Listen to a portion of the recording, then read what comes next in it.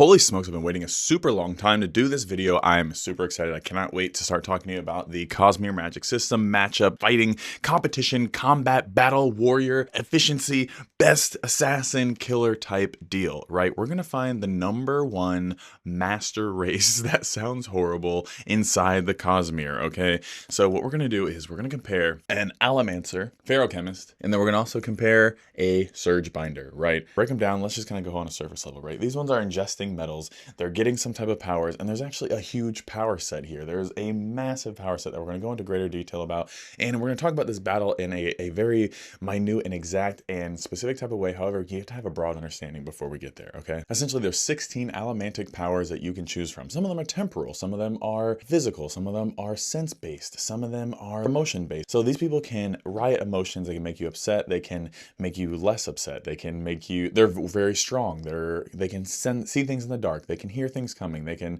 push and pull metals, most importantly. They can also possibly see the future sometimes. They can see their own past. They can see they can do things that are really cool that have to do with investiture, right? And this is what is going to be the underlining theme of this whole magic system. If you don't know about it already, investiture is essentially like the broad term for magic powers, like in this world. It's like the energy of the magic is called investiture. Okay, so imagine these guys are basically, they're assassins, they're running around, they're flying around, they're jumping off of buildings, they basically can push things away from you, right? These guys are eating a metal and then they're burning this metal, so they're using it as essentially like an activation energy to use their powers, okay? And there are people that are full Mistborns, like we were talking about here, that have all 16 powers, and there's also people that have, just one of these powers. They're just called mistings, okay? The implications of this into Era 1 and Era 2 of Mistborn is quite vast. You will see people that are kind of, more in a medieval environment, and there's ones that are in more of an industrial environment. You can see how these applications are just very helpful, very effective, very powerful for combat. Feurchemist.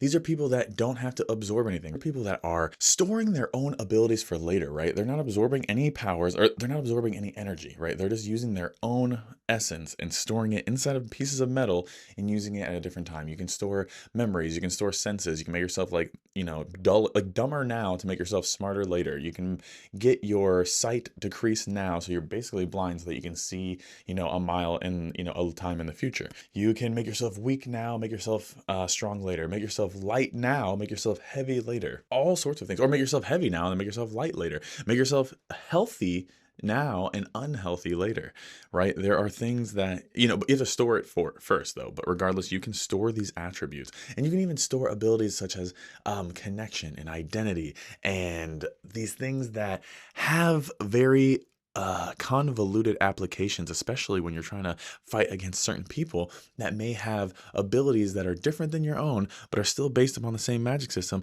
that kind of have something to do with the spirit web, which is basically how all these powers are attributed to you if you look into Brandon Sanderson's, deeper inner workings. Anyways, let's go to this final category, right? These are people that are not even on the same planet. This is a whole different planet than this planet, right? Okay, so what we're going to go into here, these people, because these are still in Mistborn, these people here are in Stormlight Archive. So these Surgebinders, this is going to be a much different type of thing, right? Because if you're a full-blown Feurchemist or you're full-blown Mistborn, you have all of the powers, right? You have all 16 powers, or you have, I think it might be 16 powers here too, honestly. Regardless, you have all of the powers available to you. These people here, right? If you're a Surgebinder, you don't have all the powers available to you. You have 2 powers available to you, and you share one of those powers with a neighboring type of Surgebinder. There's basic abilities that are shared amongst all of them, which are essentially basic healing. You also get a shard blade, you also get a shard plate, and you're also bonded with a spren. All of these things come at different levels of different oaths, right? So there's basically different levels of power that you're accessing at different times.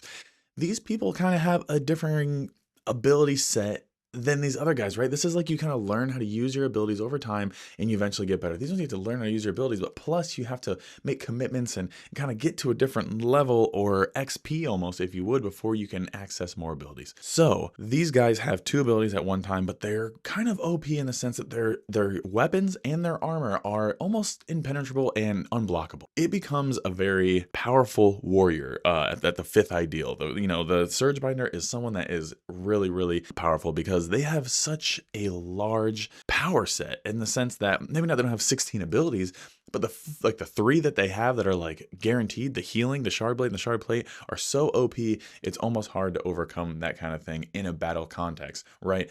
These people can also sometimes teleport. They can stick stuff together. Some of them can fly. Some of them can heal. Some of them can heal. I mean, I say heal like to another extent, heal other people, right? You can do visions, like projections. You can create things out of thin air. Like there's such a huge variety of powers, and the way they're spread out is very interesting, right? It has to do with that spirit web, right? And but it also just has to come down to what order of a radiant these people are. So we have a very broad understanding, right, of what these abilities can do, right? And so some of these weaknesses are like you can run out of metal, you can run out of stormlight, which is essentially how they get their investiture. You can run out of that. These people here, you could run out of stored abilities, right? So there's a run out point of all of these powers. So there's definitely a shortcoming. Also, not every power is available all the time, depending on, who you're fighting, and maybe not every power is applicable against everybody you're fighting. So we're going to go into a deeper dive into these videos, but I want to give you guys a good understanding first before we got into the like nitty gritty, like super meta combat battle scenarios. Hope you like this video. Give me a follow.